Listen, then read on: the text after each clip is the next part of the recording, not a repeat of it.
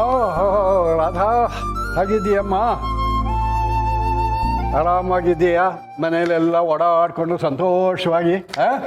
ನಾನ್ ತುಂಬಾ ಚೆನ್ನಾಗಿದ್ದೀನಿ. ಈ ಮನೆಯವರು, ತುಳಸಿಯವರು ಎಲ್ಲ ನನ್ನ ತುಂಬಾ ಚೆನ್ನಾಗಿ ನೋಡ್ಕೊತಾ ಇದ್ದಾರೆ. ಖುಷಿಯಾಗಿದ್ದೀನಿ. ನೀವ್ ಹೇಗಿದ್ದೀರಾ? ಸಿರಿ, ಸಂಧ್ಯಾ ಹೇಗಿದ್ದಾರೆ? ಹೇಗದು ಬಿತ್ತು, ನನಗೇನಮ್ಮ ಆಗಿದೆ. ಈ ದತ್ತ ಯಾವಾಗಲೂ ಚೆನ್ನಾಗೇ ಇರ್ತಾನೆ.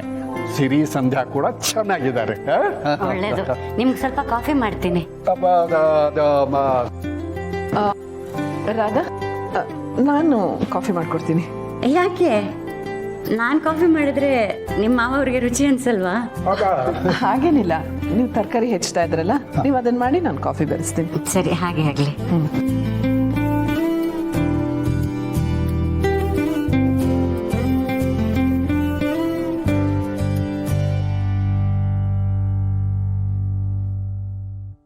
ಅಲ್ಲ, ಈ ಶಾರ್ವರಿ ಏನು ಮನುಷ್ಯಳೋ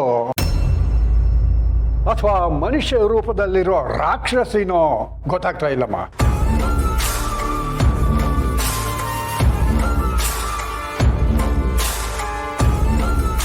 ಅಲ್ಲ, ಅವಳಿಗೆ ಮನುಷ್ಯತ್ವ ಅನ್ನೋದೇ ಇಲ್ವಾ?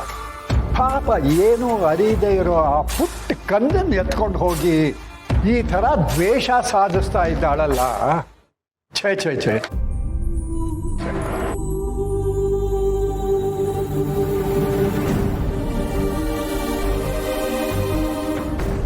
ಅಲ್ಲಮ್ಮ ತುಳಸಿ, ಈ ಶಾರ್ವರಿ ಮನೆಯವರಿಂದಾನೇ ತನ್ನ ಅಕ್ಕ ಸತ್ತಿದ್ದಾಳೆ ಅಂತ ಹೀಗೆ ನಮ್ಮ ಮೇಲೆ ದ್ವೇಷ ಸಾಧಿಸ್ತಿದ್ದಾಳಲ್ಲ. ಆ ಶಾರ್ವರಿಗೆ ಅವಳ ಅಕ್ಕ ಸತ್ತಿಲ್ಲ ಅನ್ನೋ ವಿಷಯನೂ ಗೊತ್ತಿಲ್ವಾ?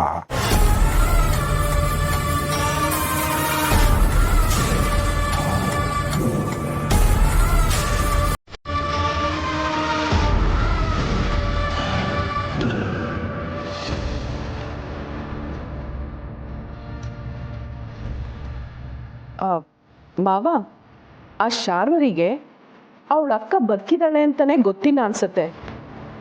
ಅವಳ ಅಕ್ಕ ಶರ್ಮಿಳಾ ಇನ್ನೂ ಸತ್ತೋಗಿದ್ದಾಳೆ ಅನ್ಕೊಂಡಿರ್ಬೇಕು.